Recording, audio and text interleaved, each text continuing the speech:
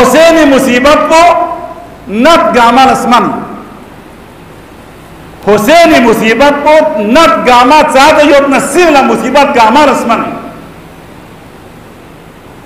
مقتل شوبون جنوس آگو چگیسی موری چونچے فروکی دینا مو یغ ماتم نو بنچو. یہ میری چھوٹے بچوں کے لیے، جتنے چھوٹے بچے یہاں پر آئے ہوں گے آپ سنیں گے میری مختصر گزارش کو. چھوٹے بچے جو مسجد میں شور کرتے پھرتے، یہ میں نے صرف آپ کے لیے انتخاب کیا. چھوٹے بچوں جہاں کہیں ہے، یہ میں نے آپ کے لیے خطاب کیا. چھوٹے بچوں کے لیے جہاں کہیں ہے، بیٹھے آپ بیٹھ کے میری بات سنیں. دے مخدروں سے دے خاتون کو سی، وہ خاتون اپنے بچے کو لے کر، کیونکہ بچوں کے لیے بتا رہا ہوں، اپنے بچوں کو لے کر روزانہ مجلس حسین سننے جاتے تھے. ایک دن وہ بچہ بڑا ہو گیا، اس نے علمدار حسین کے علم کو اپنے ہاتھوں میں اٹھایا مجلس میں. ابھی آپ عاشور کی 10 تاریخ کو بچے آپ علمدار حسین کے علم اٹھائیں گے. علم اٹھانے کے بعد آپ کا ذمہ داری کیا ہے میرے بچوں؟ میرے عزیز پیارے پیارے بچوں ذرا سن لیجئے گا، آپ کی ذمہ داری کیا ہے؟ وہ محترم خاتون کا بیٹا جو 9-10 سال کی عمر میں پہنچے تو ماں کے ساتھ تعزیہ کے لیے گیا. وہاں پر علمدار عباس کے علم اس نے ہاتھ میں لے لیا. واپس گھر میں خوشی بخوشی آ کر باپ سے کہتا ہے، بابا جی آپ میرے ہاتھوں کو آج بوسہ نہیں دے گا؟ کیوں؟ آج میں نے حسین کے علم کو ہاتھ میں لیا ہے اور اس ہاتھوں نے حسین کی علمدار کے علم کو پکڑ کے عہد کر کے آیا ہے. علمدار کی حمایت میں یہ ہاتھ ہر وقت چلتا رہے گا.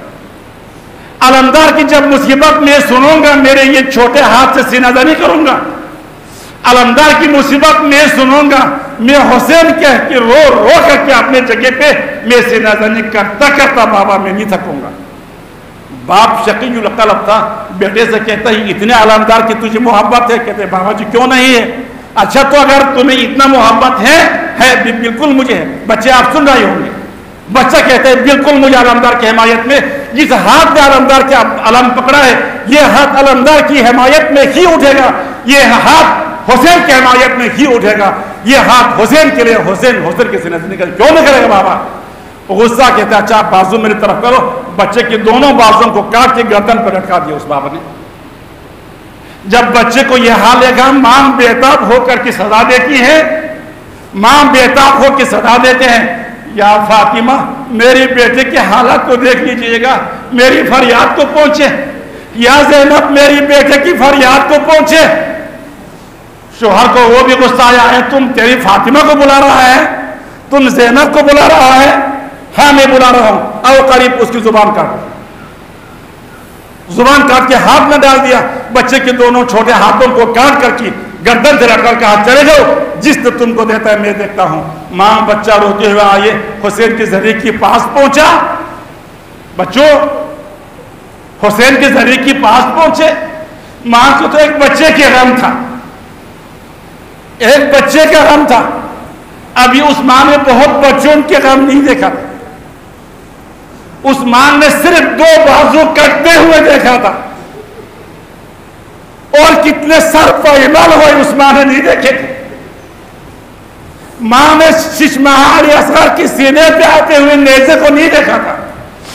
صرف اپنے بچے کے غم رو کی اپنے زبان بھی کٹے ہوئے ہیں، فریاد میں درد میں نیم بے ہوشی ہو گیا. تو ایک خاتون تشریف لے آتے ہیں، سر پر ہاتھ رکھتے ہیں. محترمہ تم نے میری نام لیا ہے نا، فکر نہ کرنا، اپنے کٹے ہوئے زبان کو زبان سے لگا دو.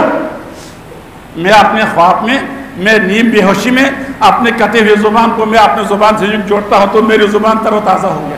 جو ہے مجھے زبان مل گیا، مجھے میری بیٹے کی ستم نے، میری بیٹے کی یاد نے مجھ کو ستایا.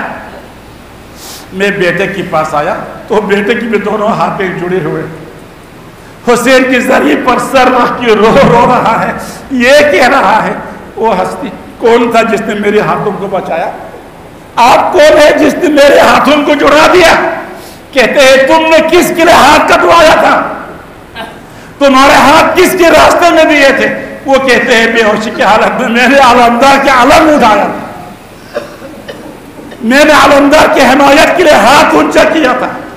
میرے بچوں آپ کے ہاتھ کی عظمت یہ ہے، اس ہاتھ کے لیے اس ہاتھوں کے لیے، ایسے ہاتھوں کے لیے زینب سلام کہتی ہے، ایسے چھوٹے ننھے ہاتھوں کے لیے جو حسین کے غم میں سینہ زنی کرتا ہے، فاطمہ پیار کے لیے اٹھتا ہے، وہ ہاتھ یہ فائدہ عزاداری ہے